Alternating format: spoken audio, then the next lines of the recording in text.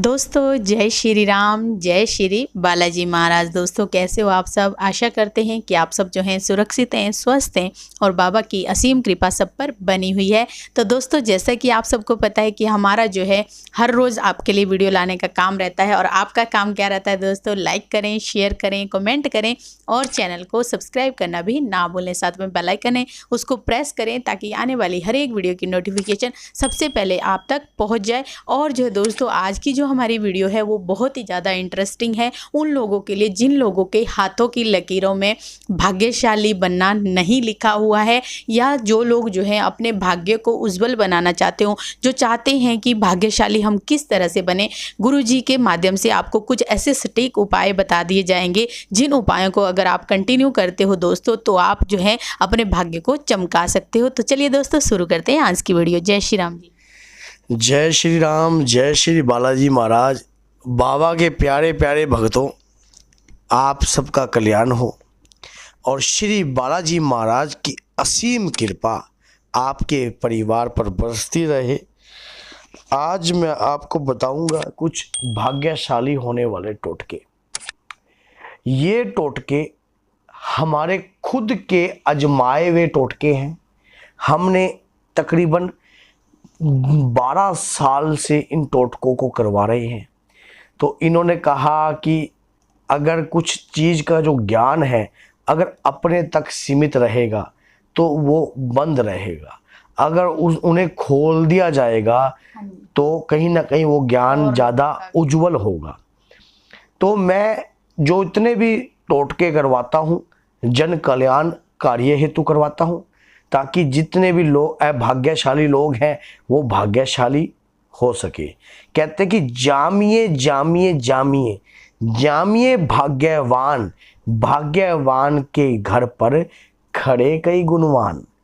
तो इसी प्रकार से कि जो भी माताएं गर्भवती हैं या कोई ऐसी पूजा पाठ नहीं कर रही है, तो मैं आज उनके लिए भी ये टोटके बता रहा हूँ कि ऐसा पुत्र को जन्म दीजिए जो भाग्यवान हो, भाग्यशाली हो और भाग्यशाली के दर पर खड़े कई गुणवान।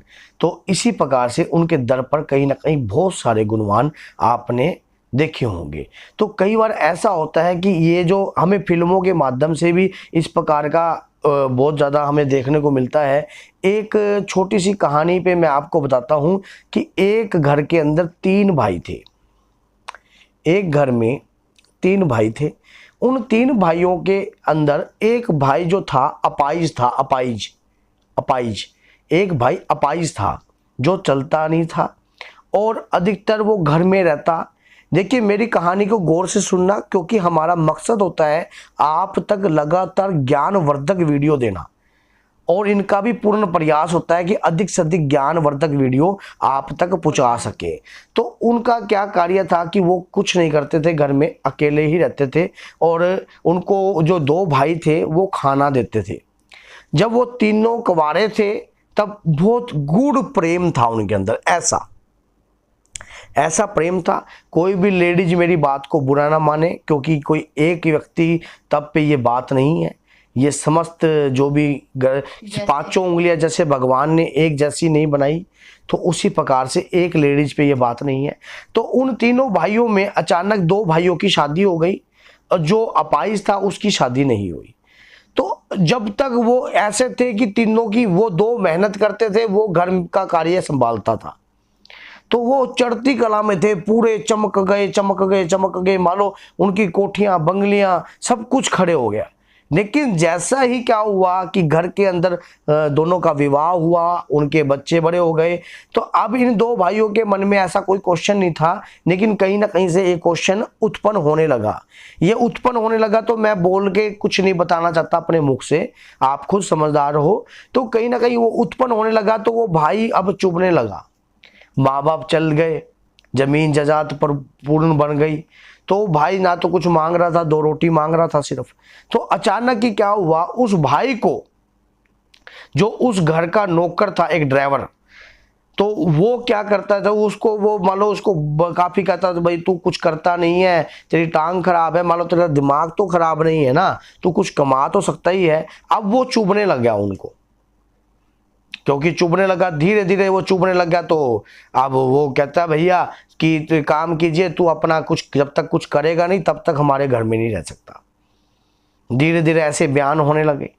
अब उसको घर से मान लो वो खुद चला गया, तो उस घर का जो कोई नौकर था वो कहता महाराज आप एक काम कीजिए मेरे भाई का घर खाली पड़ा है, आप वहां आइए। और वो कहता नहीं मैं खुद कुछ करूंगा।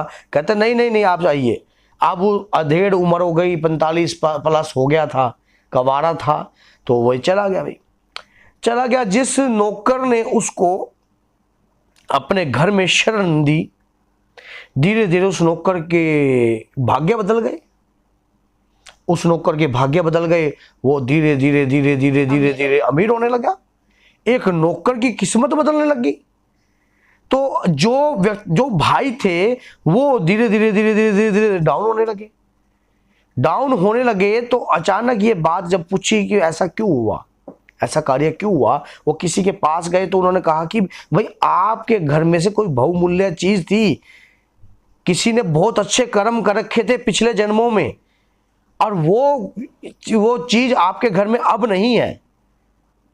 तो कह रहे ऐसा कौन था, ऐसा कौन था। अब 2 महीने तो समझ में नहीं आए, क्योंकि 2 साल में तो वो निचोड़ने वाला काम हो गया था पूरा। अब कहता भैया हमारा तो भाई था। उन्होंने कहा कि भाई क्या पता भाई आपका वो भाई था तो वो कहीं ना कहीं बहुत भाग्यवान होगा, क्योंकि जैसे कि अमिताभ बच्चन क्या है, भाग्यवान है। उसके दर पे कितने गुणवान खड़े हैं, हमारे जैसे ज्योतिष की कुंडलियां देखते हैं, ऐसे बड़ी बड़ी हस्तियां जो हैं भाग्यवान है। तो भाग्यवान के दर पर खड़े कई गुणवान। तो इस प्रकार से क्या हुआ, जब उन्होंने जाकर अपने भाई को देखा, भैया वो तो जो ड्राइवर था उसकी तो बल्ले बल्ले हो रही है, उसकी तो फैक्ट्रियां लग गई।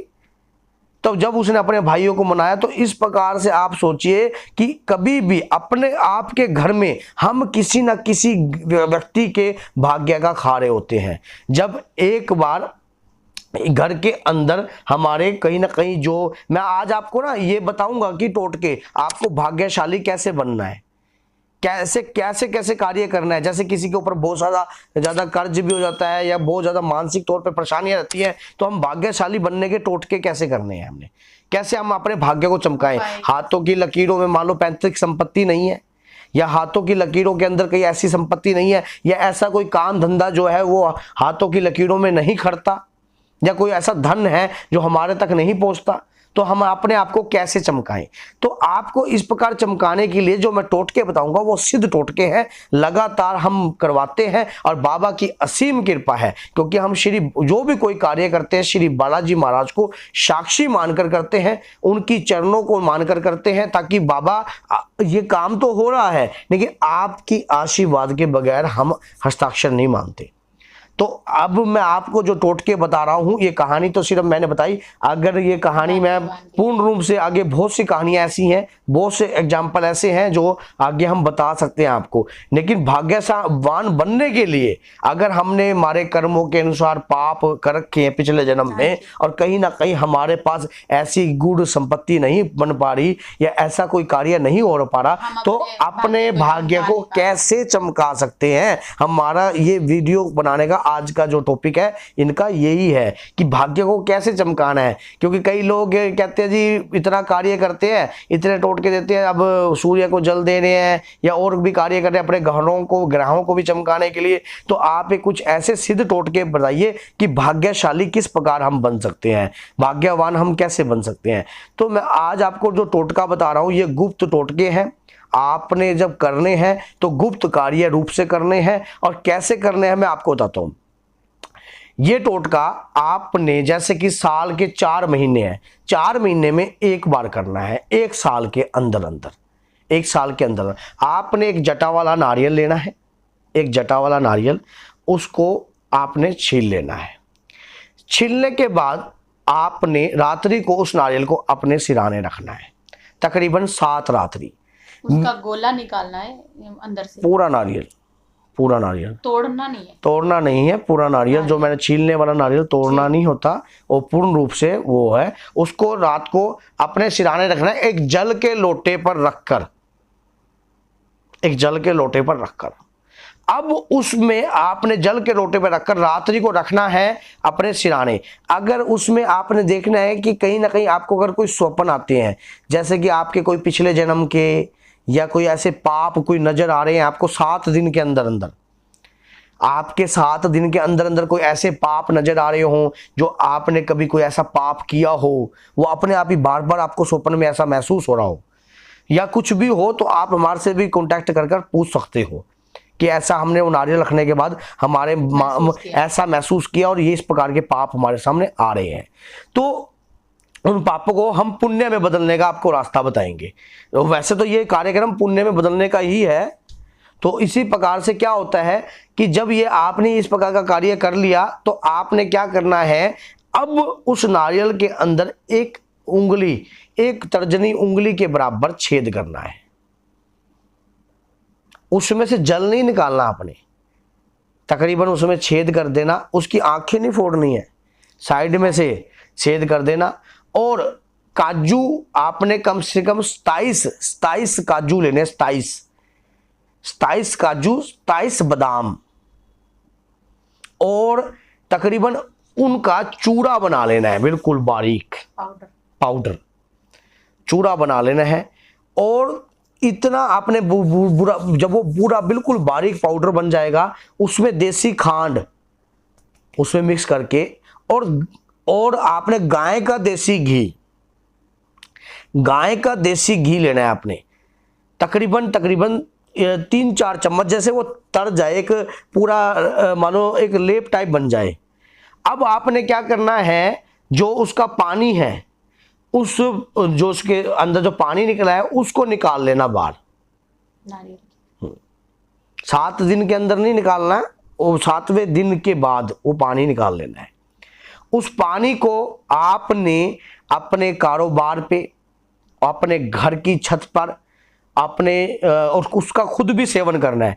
घर में अगर किसी के गोडों में दर्द रहता है उनको भी सेवन कराना है, समझ गए। अगर आपके शरीर में कुछ पीड़ा रहती है तो आपने भी उसका सेवन करना है। तो वो पानी आपने ले लिया, उसका सेवन कर लेना। अब उसके बाद वो जो घी के साथ अब उसको भर दीजिए, उसके अंदर एक लेप टाइप बना के उसको उसके अंदर भर दीजिए। जब वो पूर्ण रूप से भर जाए तो जो व्यक्ति के साथ ऐसी अनहोनियां होती हैं कि कार्य नहीं चलते या धर्म के प्रति कार्य नहीं उदय होते, वो व्यक्ति क्या करे, अपने ऊपर से 7 बार वार के ऐसे स्थान पर लेके जाए जहां पर चींटियों को और मकोड़ों को मिठा डाला जाता है। अब उस स्थान पर आप उसको खोद दीजिए और खोदने के बाद आप उसको, नारियल को वहां दबा दीजिए। उसका दबाने के बाद वो ढक्कन अपने आप ही हल्का सा हटा के और उसको बंद कर दीजिए। साल में 4 बार आपने इस प्रकार का कार्य करना है। बड़े से बड़ा अभाग्यवान भी भाग्यवान बन जाएगा। ये आपको अचूक टोटके बता रहा हूं मैं, क्योंकि हमारा खुद का ये टोटका आजमाए हुए हैं, हमने लोगों को करवाए हैं। बाबा की ऐसी असीम कृपा होती है। और उसके बाद आपने जब ये कार्य, आप साल में 4 बार ऐसी तिथि पकड़ना कि आपको उस दिन धरती खोदने में कोई वो रोक भी ना हो, और जैसे कि मंगल को धरती नहीं खोदती, तो इस प्रकार का दिन होना चाहिए आपके डिस्टेंस में। पूर्ण 4 महीने पड़े, ऐसा दिन से स्टार्ट करना, आपके पहले काउंटिंग करके, हिसाब करके। याद रखना मेरे बात को ऐसे, क्योंकि कोई भी टोटका ऐसा होता है, जैसे अभी आपने ये कर रहे हो, तो अगर एक धरती मंगलवार के दिन पड़ जाती है खुदनी, तो वो भी कहीं ना कहीं परहेज होएगा। और जो दूसरा टोटका है वो भी मैं आपको बता रहा हूं कि दूसरा टोटका क्या है, कि आप जैसे कि कोई भी गाय लोग छोड़ देते हैं, ये तो 1000 गुना सिद्ध है। ये टोटका तो 1000 गुना सिद्ध है।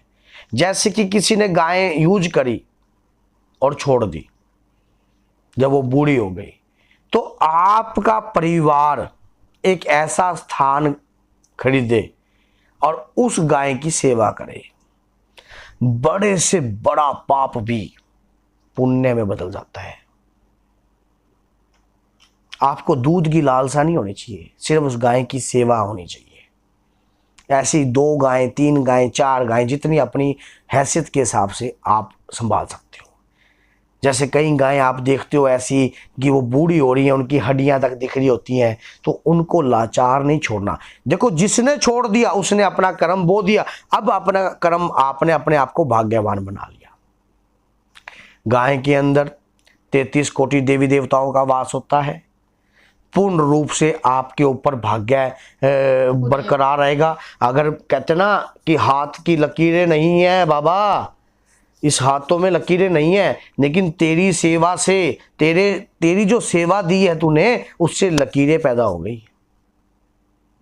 बेशक हम अपने पैतृक संपत्ति का योग नहीं बना जीवन में, या किसी भी प्रकार का हमारे कार्य नहीं हुआ, तो और इस प्रकार से हमारे पर्वत भी, जो हाथ के माउंट होते हैं, वो भी उदय हो गए। इस प्रकार के टोटके अगर आप करते हो, और ये टोटके, इस टोटके को करने के बाद, जैसे कि गाय का टोटका, फिर उस गाय के गोबर से आप अपने घर के अंदर, जैसे कि उस गाय का गोबर को यूज करवाओ, अधिक से अधिक धूनी करवा दी घर के अंदर, समझ गए, उस गाय के गोबर से धूनी कर ली घर के अंदर। इससे नेगेटिव एनर्जियां मरती हैं घर के अंदर से। जैसे कि हमने दीपक की बाती में एक वीडियो बना रखी है कि दीपक की बाती में फूल कैसे बनता है, उस पर हमने एक वीडियो बना रखी है। तो उस प्रकार की वीडियो को आप देखिए। उस प्रकार की वीडियो को जब आप देखोगे तो आपको पता लग जाएगा कि गाय के उपलों का क्या उपयोग होगा। बहुत सारे उपलों का उपयोग हो जाएगा आपका, बहुत ज्यादा। मान लो गाय के उपले जो होते हैं हवन में भी काम आते हैं, और चीजों में भी काम आते हैं। तो कहीं ऐसी जगहों पे दे दीजिए, दान दे दीजिए, जैसे मतलब कहीं पे हवन हो रहा हो। नहीं, जैसा एक बार ये होता है कि अगर कहीं ना कहीं मंदिर होता है। अब एक बार आपने और काम, एक टोटका आपको मैं और बता देता हूं। जैसा कि आपने क्या करना है कि बहुत सारी मछलियां, किसी मछली वाले से जिंदी मछलियां खरीद लीजिए, जिंदी मछलियां खरीद लीजिए, या कोई ऐसा बंद नहीं, जैसे मछलियां आपने ले ली, और उस मछलियों को ऐसे स्थान पर छोड़िए जहां पर वो जीवित रह सके। खुला पानी, वर्ष में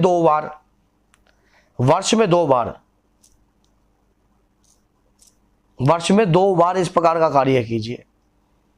छिमाई।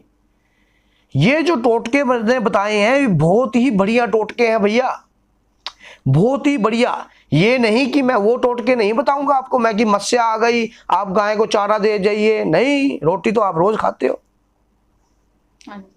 खाना तो हम रोज खाते हैं, क्या गौ माता को रोज भूख नहीं लगती? रोज रोटी आप समझ के देखिए, क्या एक दिन डालने से पाप बदल जाएंगे क्या?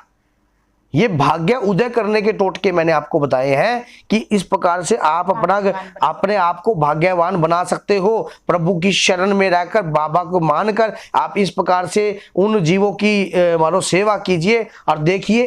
और फिर एक टोटका मैं आपको और बताता हूं।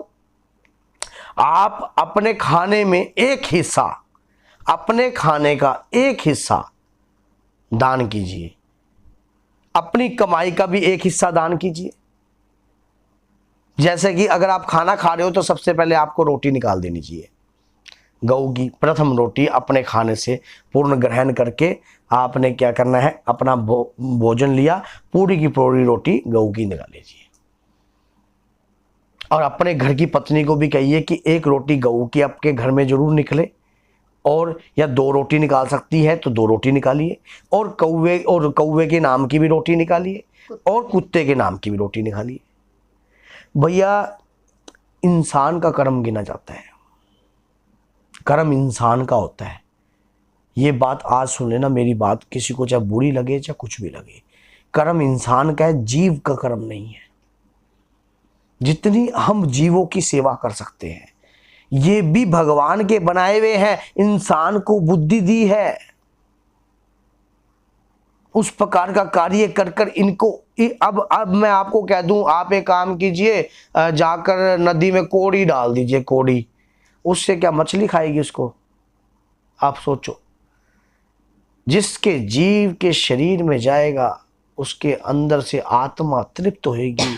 मान लो कोई भूखा जीव, आपको मैंने इस प्रकार का कार्य बताया, और वहां पर जहां पर आप गाड़ोगे वहां मकोड़े और वो, आय हाय हाय क्या स्वादिष्ट भोजन। किसी ने तो एक बार इस जीव के प्रति सोचा, इतना स्वादिष्ट भोजन। क्या आप सोच के देखिए, अगर गुलाब जामुन या रसगुल्ला टाइप कोई चीज आपके सामने, अगर जो भी आपको प्रिय है ऐसी चीज अगर आपके सामने लटकने वाला गुलाब जामुन अगर लटक दिया जाए, अरे तो आपके मुंह में पानी छूटे, क्या जीव की मन नहीं करता? क्या उसकी भी तो लालसा है। इस प्रकार का करिए, मैं आपको 100% बता रहा हूं आपको, आप भाग्यवान बनने लग जाओगे। आप देखोगे कि आपके घर में दिन दुगनी रात चौगनी तरक्की हो गई।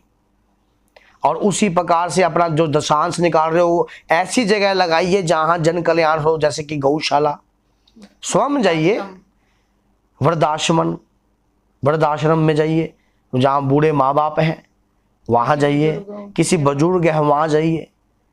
इस प्रकार का कार्य कीजिए, अभाग्यहीन भी भाग्य वाला हो जाएगा। सेवा करने से बहुत कुछ मिलता है।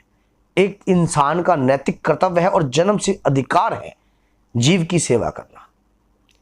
जीव भी हमारे बोझ से, अब मैंने बहुत से लोग देखे हैं गाय को पालते हैं और गाय को अपना कार्य पूर्ण होने के बाद गाय को छोड़ देते हैं। इस प्रकार का कार्य भैया या तो पालिए ही ना। अगर पालते तो उसको बुढ़ापे में मत छोड़िए। बहुत से बुढ़ापे में छोड़ोगे वो ट्रक के आगे आ जाती है, या कई बार अब सड़क पे कुत्ते होते हैं, वो किसके सहारे पलते हैं? वो भी तो इंसान के सहारे पलते हैं। इस प्रकार का कार्य एक दिन के लिए नहीं होगा भैया, कभी आप सोच रहे हो? अब जैसे आप ये जो नहीं, जैसे कोई रोज करना चाहते हो या मतलब हफ्ते में एक बार करना चाहते हो तो ऐसे भी कर सकते हैं, या मतलब जब नहीं ऐसा होता है, अगर कोई टोटके के हिसाब से करना है तो मैंने शुरू में आपको बताया है 4 वो महीने, लेकिन अगर एक बात तो रोज ना देकर तो वो खत्म नहीं होगा ना। खा तो जाती है पर, लेकिन मैंने आपको बताया अगर रोज किसी के पास टाइम नहीं है तो उसको 4 की जगह है वर्ष में तकरीबन आप उसको 8 भी कर सकते हो, दो महीने का एक भी कर सकते हो, 12 कर सकते हो। इसमें कोई बुराई तो नहीं है। वो आपके ऊपर बात है कि किस प्रकार से आप किस भाव से कर रहे हो। कई बार बंदा आलस कर जाता है, तो मैंने उस हिसाब से आपको बताया है। तो इस प्रकार का जो कार्य है मैंने आपको अभाग्यहीन से भाग्यवान बनाने के लिए बताया आपको।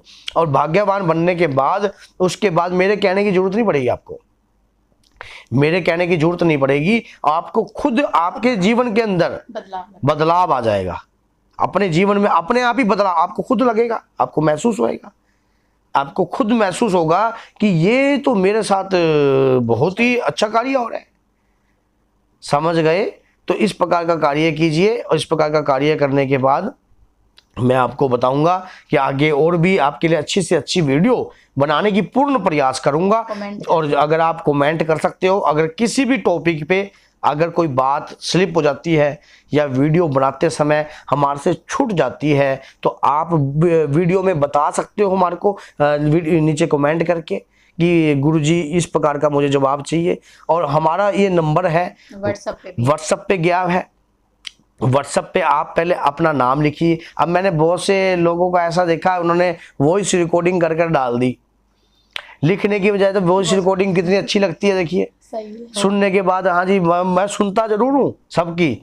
मेरे को इन्होंने उस दिन सुनाई कि एक बंदे ने डाली तो बहुत अच्छा लगा मुझे आपकी। एक बंदे ने अपनी वीडियो बनाकर डाल दी कि गुरुजी मैं आपसे ये इस प्रकार अगर आपसे बात तो नहीं हो पा रही, क्योंकि परसों भैया इतनी कॉलें आई कि मैं अटेंड नहीं कर पाया। तो मैं उनसे आउट ऑफ स्टेशन था, मैं 3-4 दिन से बाहर गया हुआ था, और मैं उनसे क्षमा मांगता हूँ जिन लोगों की कॉल मैं अटेंड नहीं कर पाया और जवाब नहीं दे पाया उनको।